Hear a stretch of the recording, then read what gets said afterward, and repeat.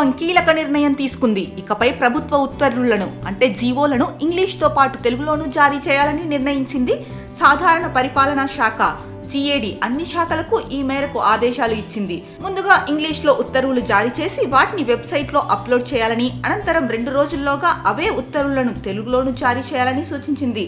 అనువాద ప్రక్రియ కోసం డైరెక్టర్ ఆఫ్ ట్రాన్స్లేషన్ సేవలను వినియోగించుకోవాలని సూచించారు.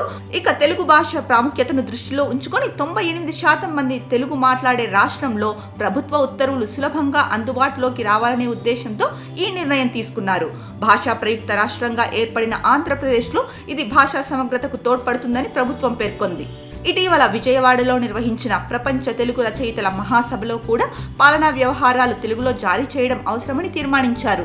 తాజాగా తీసుకున్న నిర్ణయం తెలుగు కవులు, రచయితల నుండి ప్రశంసలు పొందుతోంది. తాజాగా ఒక ఖైదీ పెరోల్కు సంబంధించిన ఉత్తర్వులను తెలుగులో విడుదల చేసింది ఏపీ హోంశాఖ. ఇది ప్రజలకు ప్రభుత్వ నిర్ణయాలను మరింత అవగాహన కలిగించే దిశగా తొలి అడుగు అని పేర్కొంది. ప్రభుత్వ జీవోలు తెలుగులో విడుదల కావడంతో ప్రజలు వాటిని సులభంగా అర్థం చేసుకునే అవకాశం ఉంటుందని భావిస్తున్నారు.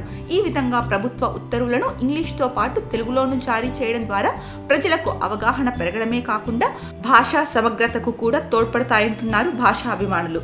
మొత్తానికి ఎప్పటి నుంచో మాతృభాషకి అందలం అందించాలన్న నిర్ణయాన్ని ఏపీ ప్రభుత్వం అయితే తీసుకుంది.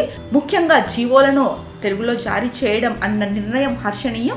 తద్వారా ఎంతో మందికి జీవోలు ఇంగ్లీష్లో ఉండడం వల్ల తెలియని విషయాలు తెలుగులో జీవోలు జారీ చేయడం వల్ల అసలు ప్రభుత్వం దేనికి సంబంధించిన జీవో జారీ చేసింది, అందులో ఏముంది అని తెలుసుకునే అవకాశం ప్రతి ఒక్క ప్రజలకు కలిగింది. ఇది ఆంధ్రప్రదేశ్ ప్రభుత్వం తీసుకున్న నిర్ణయాల్లో అత్యుత్తమమైన నిర్ణయంగా భావించవచ్చు.